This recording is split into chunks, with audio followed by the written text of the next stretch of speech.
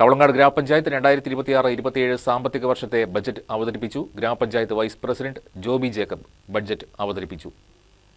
കാർഷിക മേഖലയ്ക്കും സാമൂഹിക സുരക്ഷയ്ക്കും ഊന്നൽ നൽകിയുള്ള ബജറ്റിൽ ആകെ 45 കോടി രൂപ വരവും 40 കോടി രൂപ ചെലവും പ്രതീക്ഷിക്കുന്നു. കാർഷിക മേഖലയിൽ നെല്ല്, തെങ്ങ്, പച്ചക്കറി കൃഷി എന്നിവയുടെ ഉൽപ്പാദന വർധനവിനായി സമഗ്ര പദ്ധതികൾ ബജറ്റിൽ പ്രഖ്യാപിച്ചിട്ടുണ്ട്.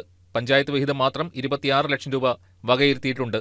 അതോടൊപ്പം മറ്റ് ഫണ്ടുകളും ചേർത്ത് സമഗ്രമായ പദ്ധതികളാണ് ആസൂത്രണം ചെയ്തിരിക്കുന്നത്. ക്ഷീരകർഷകർക്ക് പാൽ വിതരണത്തിന് ഇൻസെന്റീവ് നൽകുന്നതിന് 15 ലക്ഷം രൂപയും കാലിത്തീറ്റ വിതരണത്തിന് 5 ലക്ഷം രൂപയും പോത്തുകുട്ടി, മുട്ടക്കോഴി വിതരണത്തിനായി 25 ലക്ഷം രൂപയും വകയിരുത്തിയിട്ടുണ്ട്. കർഷകർ നേരിടുന്ന പ്രധാന പ്രശ്നമായ വന്യജീവികളുടെ കടന്നുകയറ്റം തടയുന്നതിന് സോളാർ വേലി സ്ഥാപിക്കുന്നതിന് 15 ലക്ഷം രൂപ വകയിരുത്തിയിട്ടുണ്ട്. യുവാക്കളുടെ ആവശ്യമായ കവളങ്ങാട് മിനി സ്റ്റേഡിയത്തിന് ആദ്യഘട്ടമായി 10 ലക്ഷം രൂപയും ബജറ്റിൽ വകയിരുത്തിയിട്ടുണ്ട്.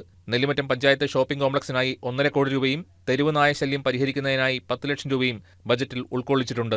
ഗ്രാമപഞ്ചായത്ത് പ്രസിഡന്റ് ബിന്ദു ജോർജ് യോഗത്തിൽ അധ്യക്ഷത വഹിച്ചു. News desk KCV news.